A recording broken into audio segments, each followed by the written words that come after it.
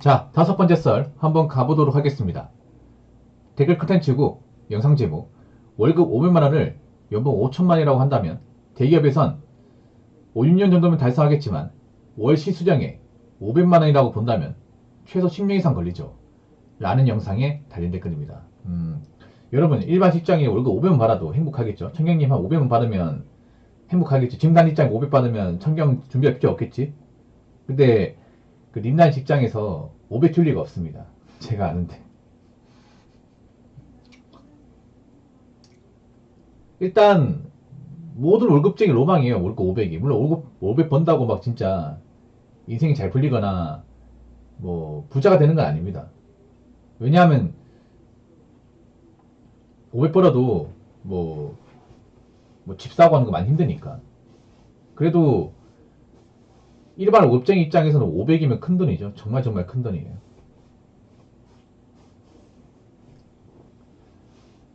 보통 월 500을 받으려면 일반 중소기업에서는 좀 힘듭니다. 솔직히 말해서. 일반 중소기업은 보통 부장 정도 돼도 많이 줘야 한 400이에요. 그러니까 중소기업 부장. 부장급 돼도 한 400. 조소 같은 경우에는 부장급이 막 300만원 초반대입니다. 제가 예전에 2012년도에 조소에서 일을 했었거든요. 제가 맡아서 하는 일이 설계하고 납품, 설계 납품, 그리고 이제 직원들 월급 관리였습니다. 제가 직원들 월급을 주는 게 아니라 그 엑셀로 급여에서 이제 서식을 만들어서 직원들 매달 나가는 거 있잖아요. 그걸 직접 입력을 해서 프린트 해가지고 잘라가지고 줬거든요. 그것도 옛날인데 그때 정확히 기억나요. 상무님이 350만 원이었어요. 2012년도에. 직원 수가 얼마 안 됐습니다. 몇 명이었지? 사장까지 납포함해서 7명. 정말 적었죠. 사무실 컨테이너 사무실이었어. 6평짜리 컨테이너 사무실. 컨테이너 새거 아니고 중고였어요. 어딘가 얻어와가지고. 그래서 겉에 보면 엄청 낡았습니다. 약간 교도소까지 보였습니다. 상무가 350, 공장장이 320, 부장이 얼마였지? 부장이 300인가 뭐 그랬어요. 300이고 나머지 이제 기계 만체사 기본급 250. 네. 전 얼마 받았을 것 같아요? 전 180이었어요. 네, 전 사원이기 때문에 180. 이게 적은 돈은 아니었어요. 그 당시 2012년이니까. 적은 돈은 아니었어요. 그분은 나이대가 제가 기억하기 그때 60년대 후반생이니까 지금은 거의 환갑 다 돼가겠네. 네, 환갑. 네, 나이가 많았어요. 그때 당시 40대 초중반이니까. 그쪽 분야에서 한 10년 정도 일하신 분이 그 정도 대우받더라고요. 네. 잔업하면 잔업수당이 따로 붙어요. 근데 거기서 일하다가 다른 중소기업에 가봤는데, 다른 중소기업 이직을 했거든요. 거기 직원 수가 많은 곳이었어요. 거기는 부장이 한 300만원 후반대였습니다. 좀 더 많았어요. 그래도 중소기업, 중소. 네. 아, 중소가 이렇게 잔업이나 이렇게 좀 남아서 일을 계속 많이 안 하면 500은 정말 힘들겠다는 생각을 그때 가졌었거든요. 그때가 2012년, 2013년이니까 지금하고 비교해도 크게 달라진 게 아닐 거예요. 물가가 좀 올라가지고 그때보다는 월급이 올랐겠죠. 그래도 제가 봤을 때는 임원다지 아닌 이상은 중소에서 평당 500이 넘는다? 사실 힘듭니다. 정말 힘들어요. 네. 그래서 일반적인 직장인이라면 보통 못해도 중견은 가야 됩니다.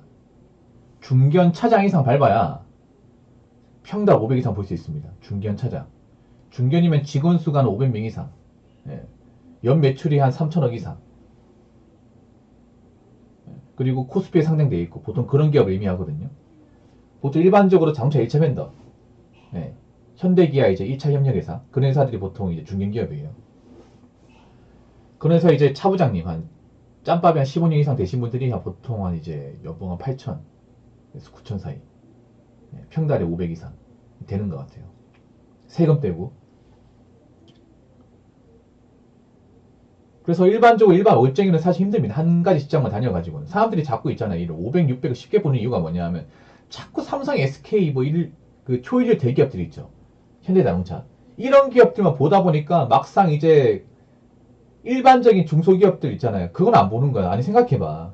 일반적으로 현차 다니는 사람이 많을까 아니면 일반 이제 중소기업 다니는 사람이 많을까요?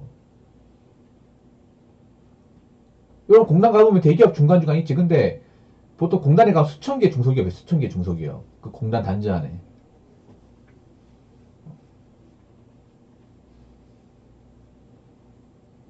사람들이 뭐만 하면 삼성, SK. 뭐 거기 너희 집이야? 막상 거기서 일한 사람 얼마나 된다고. 그렇지 않습니까? 물론 거기서 일하시면 대우를 받겠지. 대우를 받겠죠. 근데 안타깝지만 그런 좋은 기업에서 대우를 받는 사람은 얼마 안 되잖아요. 어차피 나머지 절대 다수는 뭐 중소기업 다녀야겠죠. 중소기업 공단에 다녀야겠지. 근데 보통 한 가지 일만 해가지고 세금대 500 이상 달성하는 건 많이 어렵습니다. 많이 어려워요. 근데 제가 이해가 안 되는 게 뭐냐면 왜 온라인만 들어오면 요거 8천이다. 요거 1억이다. 요거 1억 2천이다. 이렇게 얘기하는 사람이 왜 이렇게 많아? 왜 이렇게 많냐고요? 왜 이렇게 잘 나가는 사람들이 많아? 아니, 보통 연봉이 억대 넘어가면 잘 나가는 거 아니야? 월급쟁이 중에서 상위권이잖아. 근데 그런 사람이 뭐가 아쉬워서 온라인에 와가지고 자기가 얼마 번다고 이렇게 자랑을 할까? 물어보지도 않았는데. 그렇지 않습니까? 그리고 여러분들 돈을 벌어봐서 아시겠지만 연봉 500 벌면 개인 시간이 없어요, 이게. 어? 그냥 기본 근무만 해가지고 평당 500 넘는다. 그런 입장이 어디 있습니까? 대기업도 이제 평당 500 이상 넘어가려면 보통 과장 이상 달아야 되는데 그러면 관리 자격이기 때문에 퇴근 마음대로 못합니다. 오히려 여러분 대기업 다녀보시면 아시겠지만 오히려 말단들이 칼퇴근해요. 더 빨리 나가고 관리자급 분들은 남아 있습니다. 제 방송에 삼성 근무하시면 얘기했지만 오히려 사원보다 이제 관리자급 책임 이상 되는 분들이 회사에 계속 남아서 일을 해요. 계속 남아가지고 맡아서 해야 되는 게 있다 보니까 보고해야 될 게 있다 보니까 칼퇴근 못해 이게. 아니면 집에 갈 때도 이제 일할 거 들고 가는 거예요. 서류하고 이제 노트북하고 챙겨가 집에 가서 일하려고. 그래서 돈을 많이 받는다는 건 그만큼 내가 맡아서 하는 일이 많다는 거고 또 늦게까지 내가 해야 되는 일이 많은 거죠. 아무튼 일반 사람이 대기업 안 다니고 평달에 세금 떼고 500 이상 버는 건 정말 어렵다. 자, 댓글 한번 읽어보도록 하겠습니다. 지금 투잡으로 시수령 500인데 진짜 힘들어요. 보너 플러스 투잡 주 93시간이래요. 우와. 잠깐만. 보너 플러스 투잡이래. 저거 3잡이네, 3잡. 와. 근데 본업이 그렇게 돈이 많이 안 되나 보다. 제가 보니까 본업은 한 250 벌고 투잡으로 250 해서 한 500이지 않을까 생각을 해보네요.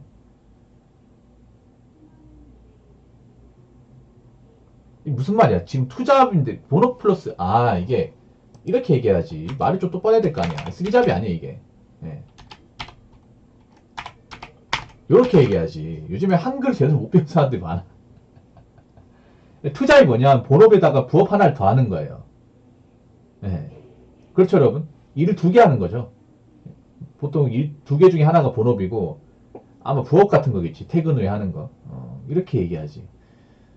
야, 이 구입 3시간이면 상상됩니까, 여러분? 구입 3시간이면? 일주일이 몇 시간이지? 168시간이거든요, 여러분. 거의 의사만큼 일하는데? 대학병 의사만큼 일하는데? 이건 주 93시간이면 이번 아마 일주일 내도 쉬는 날이 없을 겁니다. 빨간 듯 아시는 거 내가 보니까 본업은 이제 평일에 일을 하고 내가 봤을 때 배달 일 하시는 것 같아 느낌이. 주말에는 아마 배달 라이더로 이제 내내 일하는 게 아닐까 라고 생각해보네요. 와, 이러면 이걸 나누기 7 해보세요. 나누기 7. 7하면 그러니까 나누기 7하면요 어느 정도냐면 그냥 일주일 내도록 하루도 안 쉬고 최소 못해도 13시간씩 근무하는 거야. 13시간씩 일하는 거죠. 그러니까 이 근무하는 시간 이제 13시간이야. 뭐 왔다 갔다 한 시간, 대기한 시간까지 하면 더 되겠죠, 여러분. 그러면 사실상 이분은 뭐 개인 여가생활 같은 거 없는 거예요, 이게. 정말 있잖아요. 잠자는 시간 빼고, 잠자고 씻고 먹고 하는 시간 빼고, 그 일만 하는 거예요, 일만. 야, 근데 어떻게 하다가 이렇게 하시는 거지? 물론 정말 대단하시긴 한데, 어떤 계획으로 이렇게 일하시는 거죠? 이유를 알고 싶네. 근데 서울 같은 데는 이런 분들이 많아요, 서울 같은 데는. 뭐 타 지역도 이런 분도 있겠지만, 서울이 유독 이런 사람들이 많아. 왜 그러겠어요? 서울 물가가 비싸고 서울의 어떤 비싼 어떤 그 대출금을 감당하기 위해서라면 이 본업 가지고 안 되는 거야 이게. 서울에 직장을 다닌다 해도 사실 엄청 많이 버는 게 아니거든요. 뭐 금융권이나 아니면 방송국이나 언론사, 신문사 아닌 이상은 일반적인 중소기업 다니면서 그 일만 하나 해가지고는 사실 서울 물가 감당이 힘들어요. 그래서 서울 같은 경우에는 본업에다가 이제 부업까지 같이 하는 경우가 많아요. 보통 이렇게 많이 하지.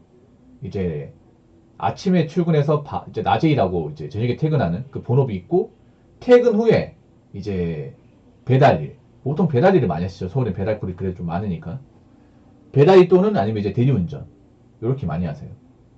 서울 쪽은 보통 본업 플러스 대리운전, 아니 본업 플러스 배달, 본업 플러스 쿠팡 캠프 이렇게 많이 하시는 것 같더라고요. 이분도 보니까 내 생각인데 아마 결혼하신 분 같아. 결혼해가지고 자식 키운다고 돈이 많이 들어가니까 아마 이렇게 일하시는 것 같아요. 아 근데 너무 안 좋다 이게. 나는 보통 결혼하신 분들이 막 있잖아요. 그 가족도 먹여 살린다고 몸 상해가면서 뭐 쉬는 시간도 없이 여가 시간도 없이 그냥 돈만 벌고 이렇게 일하는 거 정말 원치 않거든요. 물론 가장이기 때문에 뭔가 책임져야 되기 때문에 그런 것도 있지만 너무 가혹하다는 생각이 듭니다 이게. 어떤 이유인지 모르겠지만 좀 주 93시간은 좀 너무 빡센 것 같네요.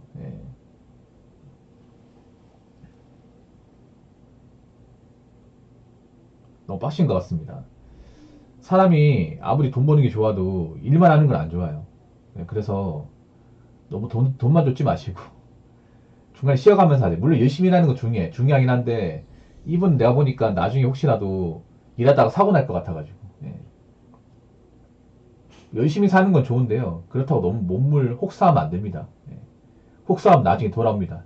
아시겠죠?